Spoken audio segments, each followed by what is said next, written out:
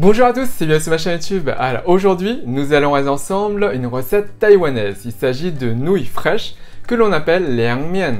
En cantonais, ça donnerait liang min. Liang veut dire frais ou fraîche et mian, ça veut dire en fait les nouilles. Donc liang mian, les nouilles fraîches.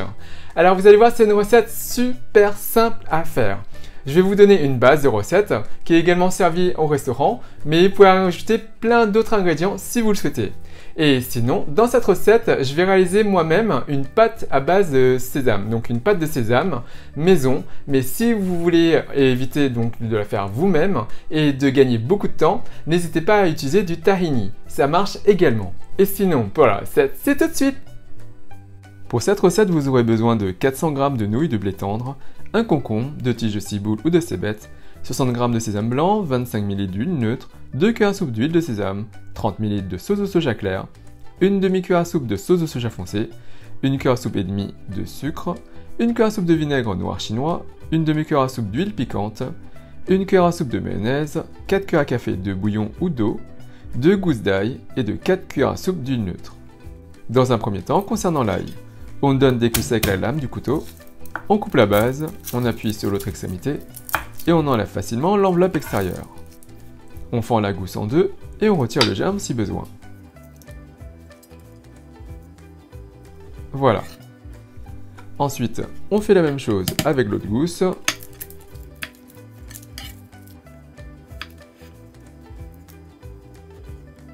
Voilà. Puis, soit on hache le tout en purée, soit on prend un presse-ail, on insère l'ail, on referme, on prend un récipient, on presse, on racle, et voilà le résultat. Concernant la ciboule ou la cébette, je l'ai préalablement rincée. On coupe la base, on jette cette partie, puis on va juste couper en tronçons pour pouvoir ciseler le tout plus facilement. Voilà. On cisèle. Et voilà le résultat. Concernant le concombre, je ne vais en utiliser que la moitié, mais vous, bien sûr, vous pouvez tout à fait utiliser tout le concombre. Donc ici, je coupe en deux. On va détailler en tranches. Je coupe en biais pour avoir des tranches plus longues. Puis, on aligne tout pour détailler en allumettes.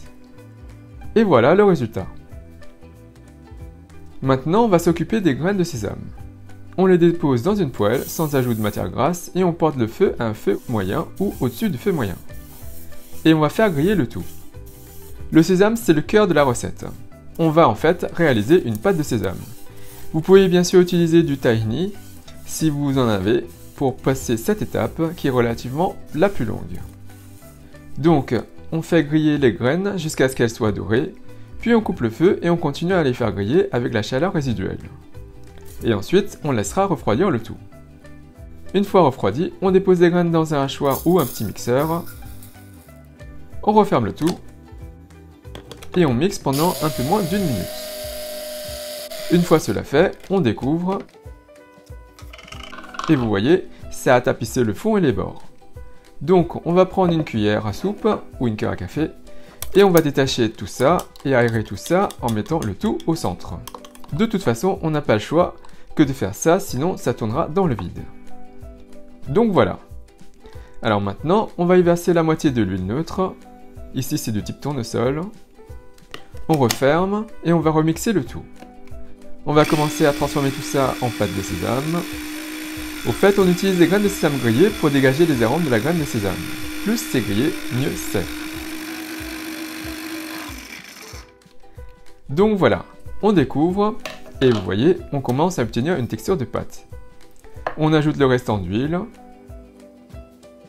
On redégage la pâte collée dans le fond. C'est encore trop grumuleux. On recouvre et on mixe. Ah, on voit que ça devient beaucoup plus liquide.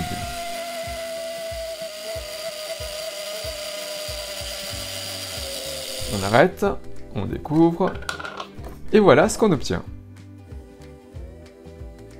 On déverse la pâte dans un récipient et on récupère le tout. Donc on racle bien. Voilà.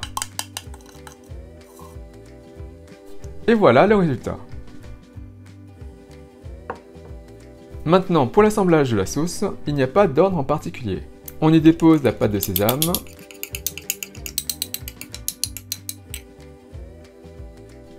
On ajoute la sauce de soja claire. La sauce de soja foncé, qui n'a d'intérêt que d'apporter de la couleur. On mélange tout. On ajoute l'ail. On remélange.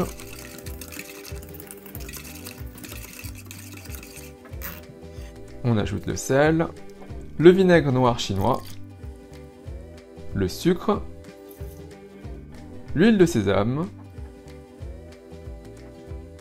Alors, pour ceux ou celles qui se posent la question, j'utilise cette huile de sésame noir. Et concernant le vinaigre, c'est celui-ci. Donc, on mélange tout assez rapidement. On ajoute l'huile piquante. Mettez de l'huile piquante de Sichuan si vous en avez. On mélange. On ajoute la mayonnaise qui va apporter une texture un peu grasse et veloutée à la préparation. On remélange. Et maintenant, on ajoute les cuillères à soupe de bouillon. Ça va éclaircir la préparation. Et on continue à mélanger. Si votre préparation est déjà liquide, ne mettez pas de bouillon. Et si vous utilisez du Kewpie mayonnaise, alors ne la mettez pas non plus, car le Kewpie est comme de la mayonnaise délayée, plus liquide. Et voilà, la sauce est prête. Voilà donc notre mixture. On goûte pour rectifier les assaisonnements. Trop bonne. Ça sent super bon le sésame. Et on met la sauce au réfrigérateur. Concernant les nouilles de blé tendre, on va juste suivre les instructions de cuisson figurant sur l'emballage. Donc dès que l'eau bout, on dépose nos nouilles, on les sépare un peu, et on va attendre 2 minutes de cuisson.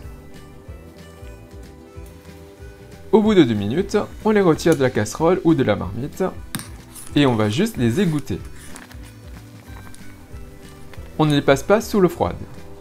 On les égoutte juste pour qu'elles aient encore cette pellicule autour des nouilles qui va accrocher la sauce. Une fois égouttées, on dépose les nouilles dans un récipient et on va y ajouter l'huile. Je mets au total 4 cuillères à soupe d'huile neutre, bien sûr vous pouvez en mettre plus. Et on va aérer et séparer les nouilles. Ça permettra que les nouilles ne se collent pas. Et vous voyez, les nouilles sont longues et ne sont pas cassées. C'est très apprécié en cuisine asiatique, car ça a une connotation de longévité.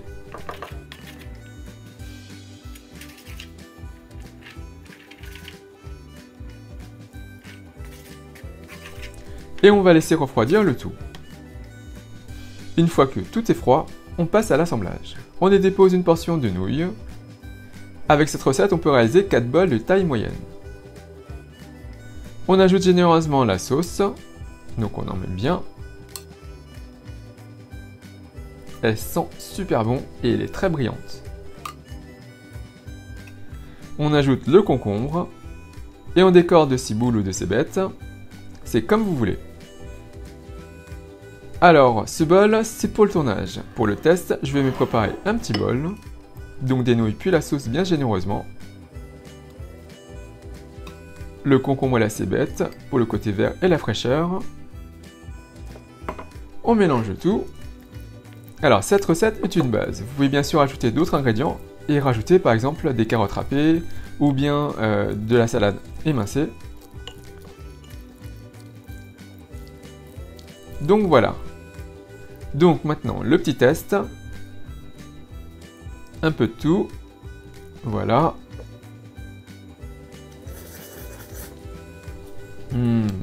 Trop bon. Allez, encore une bouchée.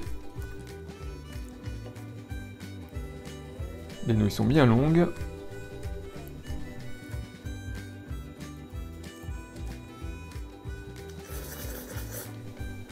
On sent bien la pâte de sésame et l'huile de sésame. Trop bon. Allez, je vais finir ce petit bol. Ça serait dommage de gâcher tout ça, hein. Et il ne me reste plus qu'à vous souhaiter une bonne dégustation. Donc voilà, comme vous pouvez voir, cette recette est super simple à faire. N'hésitez pas également à utiliser du tahini si vous souhaitez gagner du temps. Et vous allez voir, cette recette, c'est juste délicieux. Notamment, cette température caniculaire, ça va vous faire pas mal de bien. Et bien sûr, si vous aimez cette recette, n'hésitez pas à laisser un commentaire juste en dessous à me dire ce que vous avez pensé. N'oubliez pas également de cliquer sur la petite cloche pour être notifié de la mise en ligne des prochaines vidéos. Et comme d'habitude, si vous appréciez cette recette, si vous appréciez cette vidéo, n'hésitez pas à faire un big thumbs up, à liker la vidéo, à la partager autour de vous, à vous abonner à ma chaîne YouTube, à me suivre sur les comptes Twitter, Instagram et Facebook, à soutenir la chaîne Hey Little Jean. Et moi je vous dis à très bientôt. Bye!